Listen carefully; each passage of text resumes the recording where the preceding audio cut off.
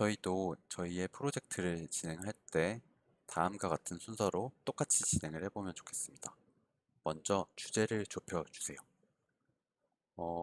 온라인 수업 혹은 플립 러닝 형식의 수업이더라도 그 안에서 저희가 생각해 볼 수 있는 세부적인 주제는 매우 다양합니다. 사용자별, 디바이스별, 과목별, 기관별 혹은 상황별로 나누어서 내가 관심 있는 것에 집중을 할 수가 있기 때문입니다. 예를 들면 초등학교를 위한 특정 시스템을 만들고 싶은 학생도 있을 수 있겠고요. 아니면 영유아를 위한 서비스로 제안할 수도 있겠고, 아니면 일반인들이 모바일 폰을 이용해서 출퇴근할 때 볼 수 있게끔 하는 서비스를 생각할 수도 있겠습니다. 여기 상황별로 보자면 저 같은 교수자들이 수업을 준비할 때 필요한 서비스를 만드는 것도 좋을 수 있습니다. 아니면 오프라인 수업을 할 때 쓸 수 있는 디지털 서비스를 생각해 볼 수도 있겠죠.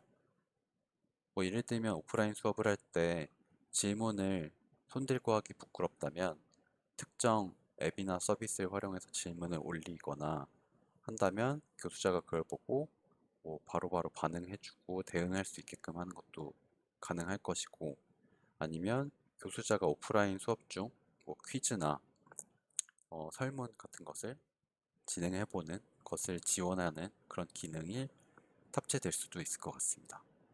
이처럼 학생들의 관심사에 따라서 관심 있는 주제로 좁혀서 사례를 선택해보면 좋겠고요.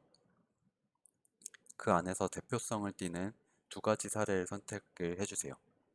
두 가지 상황이 내가 선택한 그 상황을 대표했으면 좋겠고, 리뷰 분석이라던가 인터뷰 분석에 적합한 그런 사례였으면 좋겠습니다.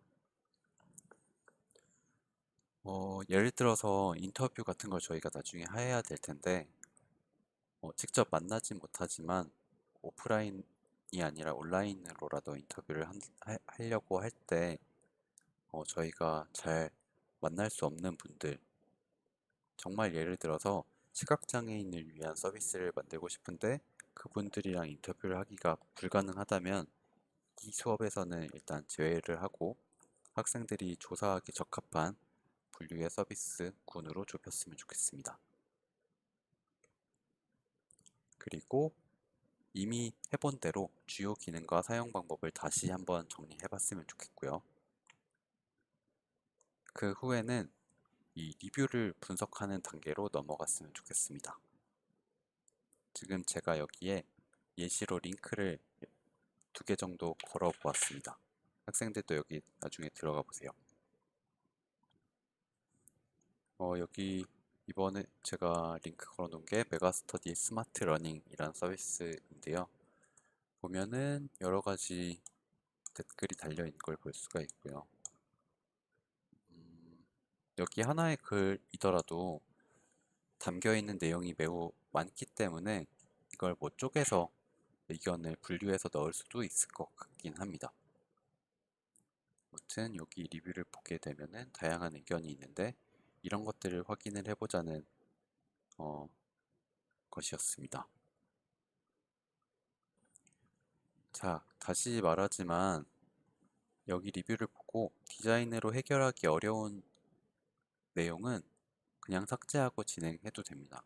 예를 들면 로그인 오류가 납니다. 빠른 시일 내로 대응 부탁드립니다. 라는 리뷰가 있다고 했을 때 이것은 저희 디자이너들이 해결할 수 있는 내용이 아니라 프로그래머들이 오류를 안 나게끔 만들면 되는 거잖아요. 그런 내용들은 일단 삭제하고 하는 것이 좋을 것 같고요. 쓸모 있는 예시라고 하면은 다음과 같은 것들을 들 수 있을 것 같습니다. 제가 여기 헬로 LMS, 메가스터디 스마트 러닝 사용자들의 리뷰 중에 몇 가지를 올렸는데요. 제출한 과제에 대한 교수님의 평가가 올려주셨을 때 알림이 왔으면 좋겠어요. 라는 내용은 비교적 실시간으로 피드백을 보고 그것을 알려줬으면 좋겠다. 그런 의견이겠죠. 그러니까 교수자와 학습자의 실시간 피드백, 상호작용, 그것들에 대한 리뷰였습니다. 두 번째는 세로 형식으로 할 때 직접 메모를 하면서 강의를 들을 수 있어요. 즉, 뭐 이렇게 하니까 좋다는 내용이죠. 영상 강의를 볼 때 손으로도 뭔가 쓰면서 하는 학생들이 많이 있는데, 혹은 뭐 키보드로 주요 내용을 요약하는 것이 중요할 수도 있는데, 그런 것들을 지원을 해서 매우 좋다라는 의견입니다. 즉, 온라인 수업 중에 학생들의 실제 수업 행태를 지원할 수 있는 서비스가 필요하다라는 의견으로 해석할 수 있을 것 같습니다. 다음으로는 분석 프레임워크를 선택 또는 개발했으면 좋겠는데요. 예를 들면 수업의 준비, 수업의 수행, 관리, 수업 관리 등 시간 순서별로 사용 상황을 정리를 해보고 그것별로 리뷰를 분석해 볼 수 있습니다. 혹은 학습자, 교수자, 학습자 그룹, 그러니까 개인이 아닌 한 반, 아니면 한 학년 같은 학습자 그룹, 아니면 학부모와 같은 사용자별로 그 리뷰를 분석해 볼 수 있을 것 같습니다. 저 같은 경우는 이런 프레임워크로 일단 생각해 보는 것이 어떨까 하는데요. 당연히 정답이 있는 건 아닙니다. 플립러닝의 경우에는 순서가 온라인 강의, 오프라인 강의, 그것을 활용한 자습이나 과제로 이루어질 텐데, 이 순서별로 학습자, 교수자 입장으로 리뷰를 다 분석해 보면 어떨까 싶습니다. 학생들이 이 프레임워크를 개선해도 되고 변형해도 되고 아예 사용하지 않아도 되긴 합니다만, 이렇게 프레임워크를 한번 생각을 해보세요. 자, 과제를 설명드릴 텐데요. 학생들의 그 사례 분석 내용과 결과를 PPT에 정리해서 업로드를 해주는 것이 학생들의 그 과제입니다. 이전에 했던 학생들의 잘된 결과물은 이 클래스에 첨부할 테니까 참고했으면 좋겠고요. 일단 학생들이 과제가 매우 많을 것 같으니까요. 다음 주까지는 진행 중인 내용을 업로드를 해 놓으시고요. 다 완성이 안 됐더라도 업로드를 해놨으면 좋겠고요. 4월 13일까지는 최종 자료를 업로드 해주세요. 단 PPT가 짧아도 상관은 없는데 목소리 설명을 추가해서 발표하는 것처럼 영상으로 저장해주면 좋겠습니다. PPT, 영상 둘 다 저장해 주시고요.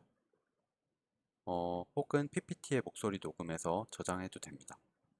근데 PPT의 목소리 녹음하면은 영상으로 저장하기 기능이 자동으로 있으니까 그렇게 하는 것도 괜찮습니다. 이걸 잘 된 학생들 것은 그 다음에 다른 학생들과 공유하도록 하겠고요. 그렇게 우수한 학생들의 자료는 가산점을 부여하도록 하겠습니다. 수업 날짜가 4월 7일, 4월 14일인데 하루 전까지 이걸 해줘야지 제가 확인을 한 후에 학생들한테 공유를 할 수 있으니까 꼭 미리미리 해주시면 좋겠습니다.